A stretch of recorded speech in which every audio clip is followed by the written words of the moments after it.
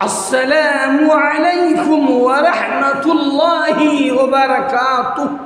الحمد للہ رب العالمین والعاقبۃ للمتقین والصلاة والسلام علی رسولہ محمد وآلہ واصحابہ اجمعین، اما بعد۔ معزز ناظرین، سامعین محترم، مسجد میں جانے اور نماز باجماعت پڑھنے کی بہت زیادہ فضیلت ہے۔ دور حاضر میں کچھ لوگ تو ایسے ہوتے ہیں کہ مسجد میں آ کے سوئیں گے، مگر جیسے ہی اذان کا وقت ہوتا ہے وہ استنجا کرنے کے بہانے سے مسجد سے نکل جاتے ہیں۔ ایسے لوگوں کو شرم کرنی چاہیے، رب تعالیٰ سے ڈرنا چاہیے۔ اللہ سبحانہ و تعالیٰ کے قہر و غضب کو اے انسانوں مت للکارو، نماز سے بھاگنا یہ کون سی دانش مندی ہے، یہ کون سی عقل مندی ہے۔ بادشاہ اگر کسی کی دعوت کرے تو اس دعوت کو قبول کرنے کے لیے ہر ممکن کوششیں کرے گا کہ کہیں وہ ناراض نہ ہو جائے، لیکن وہ رب تعالی بادشاہوں کا بادشاہ ہے۔ اس کی مہمانی کو اگر ہم ٹھکرائیں گے تو اس سے بڑی بدبختی اور کیا ہوگی۔ نماز باجماعت ادا نہ کرنا یا مطلق طور پر نماز ہی نہ پڑھنا اس دعوت کو ٹھکرانے کے مترادف ہے۔ سامعین کرام، آئیے پیغمبر اسلام جناب محمد الرسول اللہ صلی اللہ علیہ وسلم کی ایک حدیث کو سنتے ہیں۔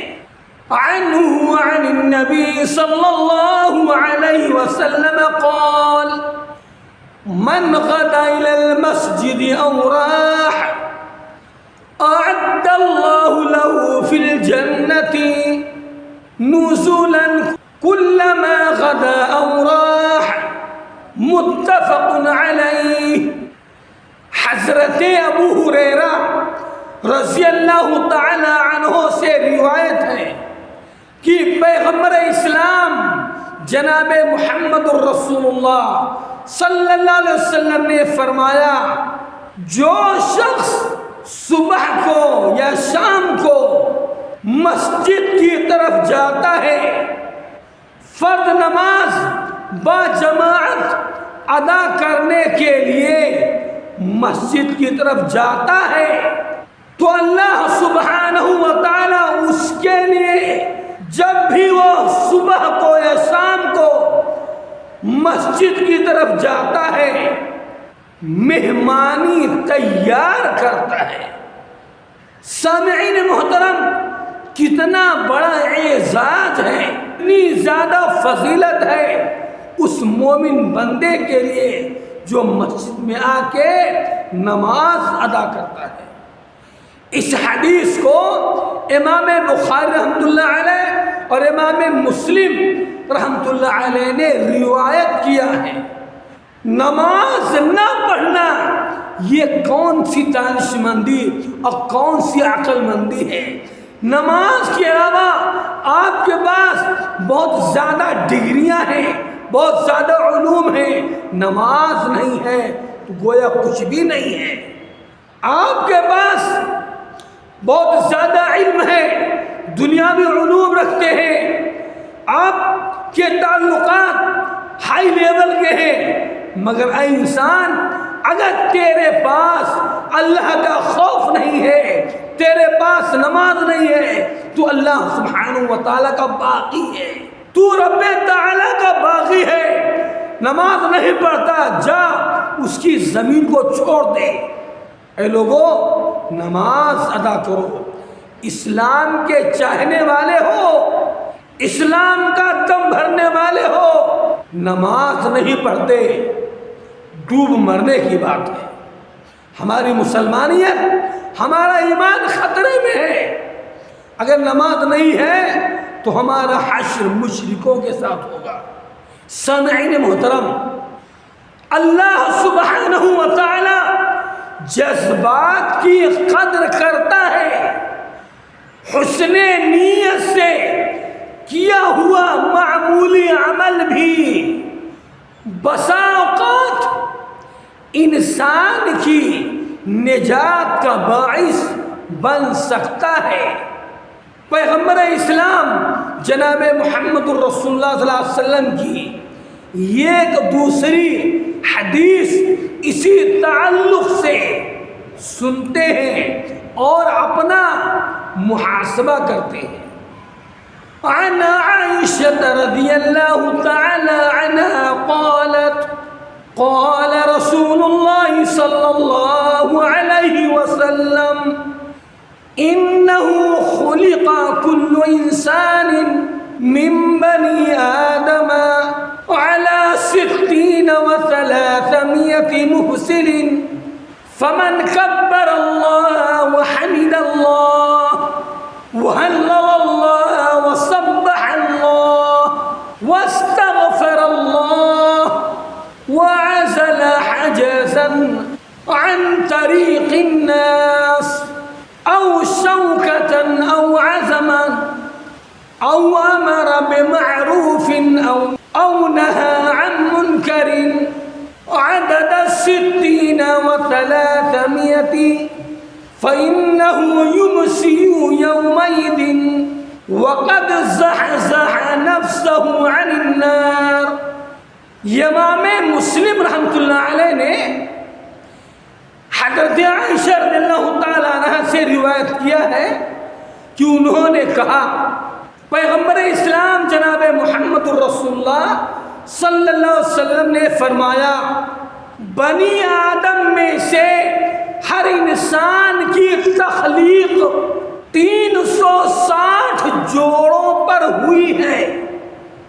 چنانچہ جس نے اللہ اکبر کہا، الحمدللہ کہا، لا الہ الا اللہ کہا، سبحان اللہ کہا، استغفر اللہ کہا، راستے سے کوئی پتھر ہٹایا یا کوئی کانٹا یا ہڈی راستے سے دور کر دی یا کسی نیکی کا حکم دیا یا کسی برائی سے روکا، 360 کی تعداد میں وہ مذکورہ کام کرے تو وہ اس دن اس حالت میں شام کرتا ہے، اپنے نفس کو جہنم کی آگ سے دور کر لیا ہوتا ہے۔ اس حدیث سے ہمیں اور آپ کو سبق ملتا ہے کہ جس کے پاس صدقہ و خیرات کرنے کی استطاعت اور طاقت و قوت نہ ہو تو وہ مذکورہ افعال کے ذریعے سے صدقہ اور خیرات کا ثواب حاصل کر سکتا ہے اور اپنے جوڑوں کا صدقہ دے سکتا ہے۔ کتنا کریم ہے رب تعالی، کتنا غفور رحیم ہے رب تعالی۔ اے مسلمانوں، ہوش کے ناخن لو، نماز قائم کرو اور زبان سے ذکر و اذکار کرتے رہو، راستے سے تکلیف دہ چیزوں کو ہٹا دیا کرو۔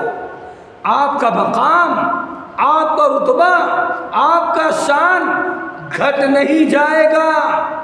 کچھ لوگوں کی عادت ہوتی ہے کہ دکان کے اندر سے کچرا نکال کے لائیں گے، روڈ پر چھوڑ دیں گے، روڈ پر پھینک دیں گے۔ یہ کون سی تعلیمات ہے؟ اے لوگوں، صفائی ستھرائی کا مکمل پاس و لحاظ رکھو، مساجد میں صرف سونے اور بیٹھنے کا ذریعہ نہ بناؤ، نماز قائم کرو۔ آئیے اللہ سے دعا کرتے ہیں کہ اے رب تعالیٰ ہر مومن مسلمان کو مسجد میں آ کر نماز ادا کرنے کی توفیق عطا فرما، منکرات سے بچنے کی توفیق عطا فرما، آمین۔ وآخر دعوانا ان الحمد للہ رب العالمین، والسلام علیکم ورحمۃ اللہ وبرکاتہ۔